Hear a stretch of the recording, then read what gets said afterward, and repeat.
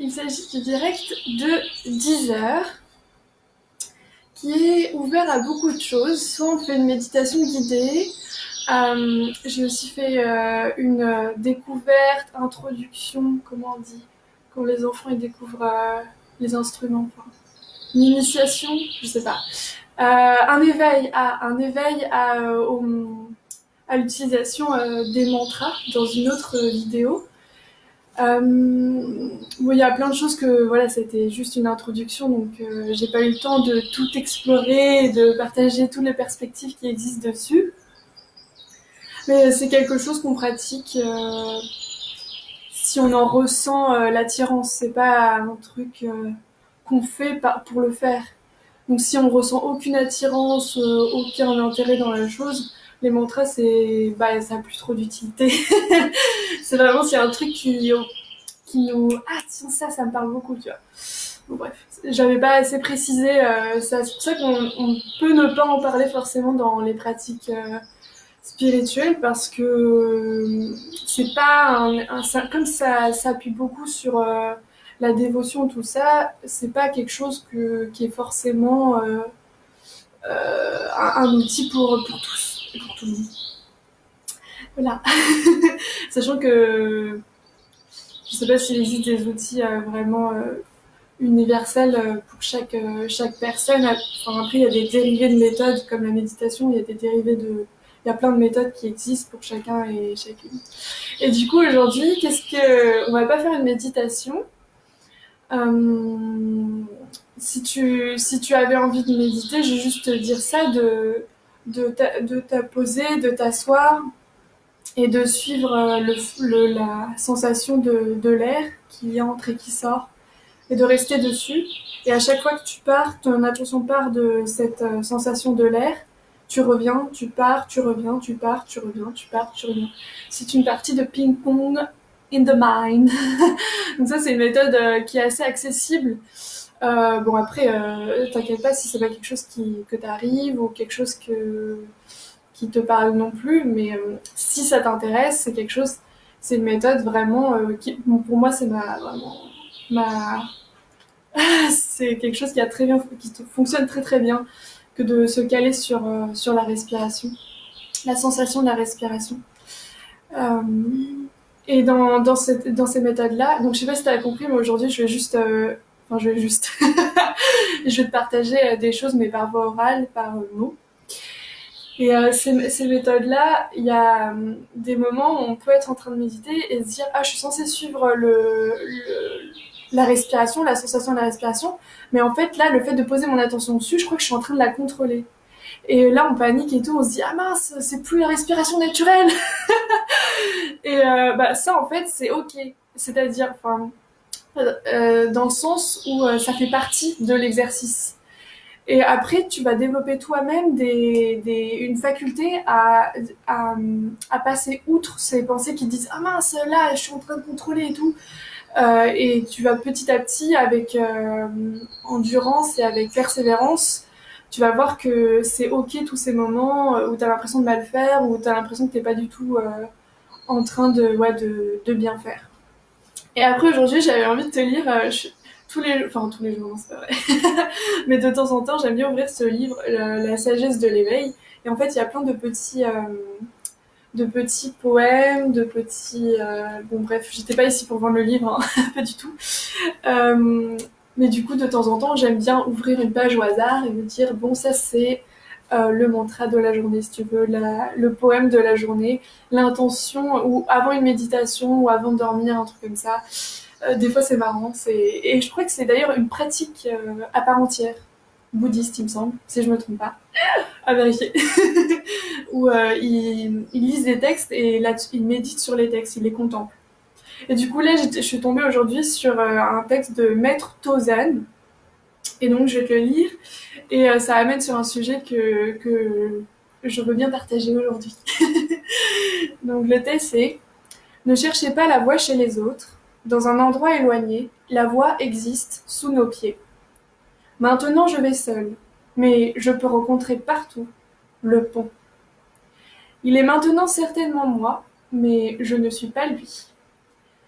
Aussi, quand je rencontre quoi que ce soit, je peux obtenir la vérité véritable. La liberté véritable. Oups, sorry. Voilà, Maître Tozan. Donc j'ai bien aimé. Enfin, je me suis dit que je pouvais partager celui-là. Après, j'imagine qu'il y a énormément de perspectives et énormément d'approches à ce texte, selon si tu utilises ton mental, donc ça fait des résonances actuelles, ou d'un point de vue fondamental.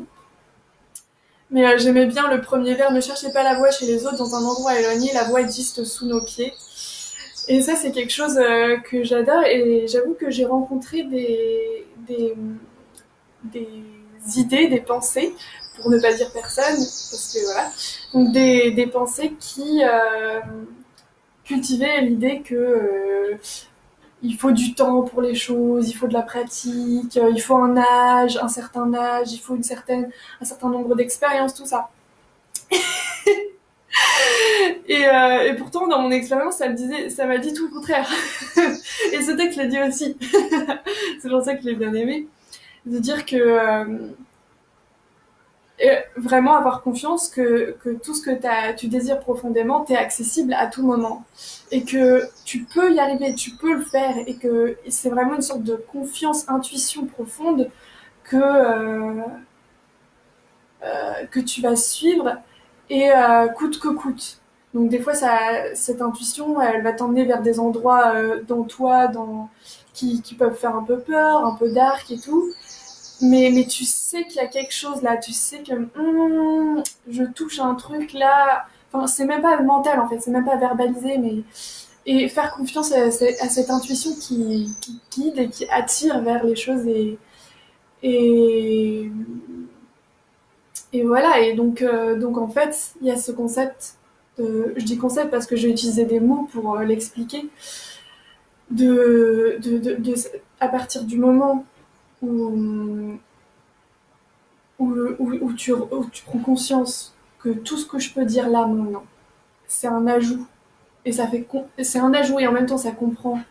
Euh, C'est-à-dire que tout ce que je dis là maintenant, là soit j'ai le choix d'être dans ce que je suis en train de dire, soit j'ai conscience à cet instant-là que c'est juste sur le même plane, que tout est sur le même plane, que ce que je dis n'est pas plus vrai que ce que tu es en train de regarder, les fenêtres, les portes, les tables, c'est tout la même chose. Et moi, je suis en dehors de tout ça. Je ne suis pas toutes ces choses qui sont perçues. Je ne suis pas les portes, les fenêtres, le corps, je ne suis pas les paroles. J'ai parlé très vite, j'ai pas du tout articulé. Je sais pas si t'as... Bon bref, je pense que t'as compris. et, euh, et à partir de ce moment-là, quand tu... plus ton attention... Mais pas parce que tu fais... Enfin si, il y a un effort. Mais pas parce que t'es en mode ouais, il faut. Mais parce que en fait, petit à petit, ta compréhension, elle grandit. Et donc, t'es amené à te retrouver à ton champ de vision, il devient de plus en plus étroit, pas étroit dans le sens fermé, limité, mais on enlève plein de choses qui obstruent et on en vient de plus en plus, de plus en plus, de plus en plus à l'essentiel.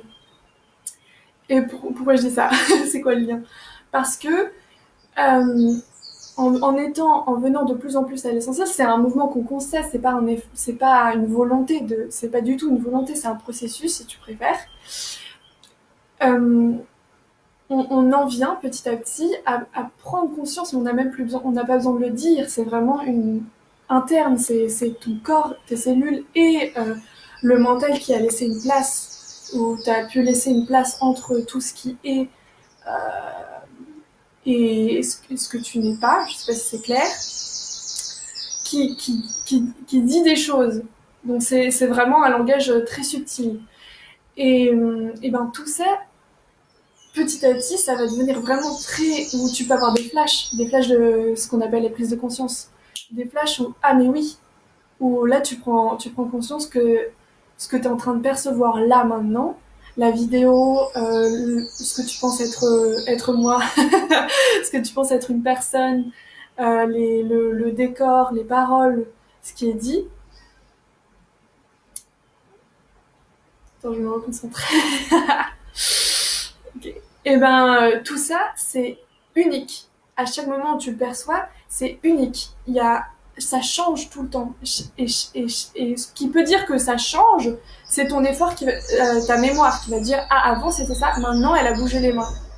Mais plus ta concentration et plus ton attention elle va devenir aiguisée, elle va devenir aiguisée, plus tu vas plus faire ah oui tout à l'heure elle était en train de faire ce geste et maintenant elle fait ce geste. Et tu seras juste dans chaque instant, tu seras juste en train de voir chaque instant indépendamment des autres. Tu verras l'unicité, si je puis dire, à quel point chaque moment perçu, il est unique. Et en fait, à partir de ce moment-là, tu te rends compte que c'était le mental qui faisait l'association, l'effort d'associer les images et l'effort d'associer ah oui tout à l'heure il y avait ça, maintenant il y avait ça, non non non non. Et donc tu prends conscience de ça et quand t'es plus dans ce truc-là, quand t'es plus dans l'attention sur l'histoire, et que tu mets toute ton attention sur cet instant, tu te rends compte qu'il n'y a pas autre chose que ça. Tu te rends compte qu'il n'y a pas autre chose que ce que tu es en train de voir là maintenant, sans rajouter de avant il y avait ça, après il y avait ça, le futur, le présent, sans tout ça.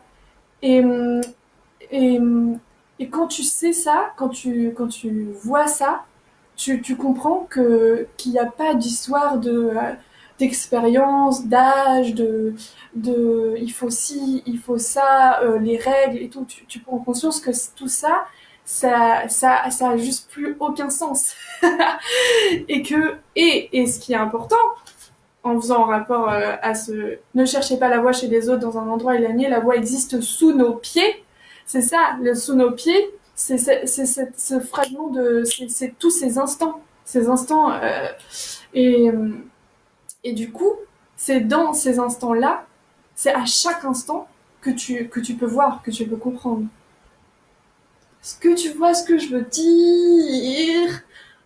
Bon, voilà. Après, maintenant, je vais seule, mais je peux rencontrer partout le pont, c'est exactement ça. Enfin, je sais pas si c'est exactement ça, mais moi, j'avais utilisé l'image aussi du pont en parlant de la respiration et du fait que tout le long de la journée, le pont, c'est la respiration. Donc, la méditation, j'avais aussi parlé de l'image c'est une porte qu'on ouvre et toute la journée, il va falloir faire l'effort d'ouvrir cette porte. On l'a ouverte une fois dans la journée, et bah donc maintenant ça nous est plus facile dans la journée de la repérer. Ah tiens, elle est là-bas la porte, et hop, enfin là-bas, c'est une façon de parler, hein, et de l'ouvrir. Donc il y avait cette image-là, et j'avais aussi utilisé l'image du pont en disant, ben, la respiration c'est comme c'est le pont qui te permet de passer, de t'amener vers la présence si tu veux. On va utiliser plein de concepts, allez. Donc là, je sais pas s'il veut mentionner le pont comme dans l'art avec le mental, je l'avais construit. Mais je pense que c'est ça en tout cas, c'est qu'à chaque instant, ce que tu veux découvrir et ce que tu recherches tant, il est là. Il y a que là. Genre, ça sert à rien de... Genre, tu peux le chercher autre part, mais autre part, là, t'es déjà dans les pensées en fait. Et c'est en aiguisant cette attention de l'instant, mais que tu deviens vraiment dedans, tu deviens vraiment, genre, je sais pas comment le dire, que là, tu découvres tout ce que l'instant a à faire découvrir. Je sais pas, c'est difficile d'utiliser les mots sans mettre de poids dessus. Et après, il est maintenant certainement moi, mais je ne suis pas lui. Aussi, quand je rencontre quoi que ce soit, je peux obtenir la liberté véritable. Voilà, j'ai pas trop envie d'y aller en profondeur parce que je suis pas vraiment sûre de saisir exactement ce qu'il veut dire. Je peux interpréter la chose en fonction des concepts mentaux que j'ai là maintenant. Mais pour moi, c'est-à-dire que tout ce qui est la respiration, tout ce que tu peux conceptualiser et tout ce que tu peux faire et tout ça n'est pas toi, bien sûr. C'est tout l'idée. C'est l'idée de découvrir ce qui n'est pas toi. Ça, c'est l'approche de Nisargadatta, au lieu de chercher ce qui est toi, d'identifier et de prendre conscience de ce qui n'est certainement pas toi. Et à partir de là, t'enlèves pour... Voilà. Bon, j'espère que ce partage t'a plu. Si tu veux, si tu tiens en méditation guidée, n'hésite pas à me le partager, n'hésite pas à me faire tes retours pour que je puisse m'y investir davantage, tout simplement. Mais il y aura sûrement une méditation demain où on verra bien. Ou un partage comme ça, ou une pratique de mantra. Voilà. Et quoi d'autre? Est-ce que j'ai tout dit? Il va y avoir l'article, la partie 2 sur la méditation que je vais partager. Alors, je sais pas si je vais craquer avant le week-end. J'aimerais bien attendre le week-end pour être sûre que tu puisses avoir le temps de le lire. Mais après, moi, ça me fait une charge mentale en mode ah, il existe, il faut que je le partage. Du coup, j'ai envie de pouf le partager. Mais je sais pas. Voilà. En tout cas, cet article, il arrive sur les positions, la position assise, sur plein de questions au niveau de la pratique de la méditation en elle-même, un peu plus concrète. J'avais fait une introduction, là, ce sera vraiment sur des points concrets. Et après, il y aura une troisième partie où là, ça parle de l'approche de la méditation et c'est vraiment super chouette. Enfin, c'est ma partie préférée. Parce que là, on n'est plus dans la pratique, le concret, on est dans comment dealer avec ces pratiques au quotidien, voilà, comment les approcher. Donc voilà, bon bref, plein de choses. Merci d'être là et merci de prendre ce temps pour toi. Et gros bisous. Ciao.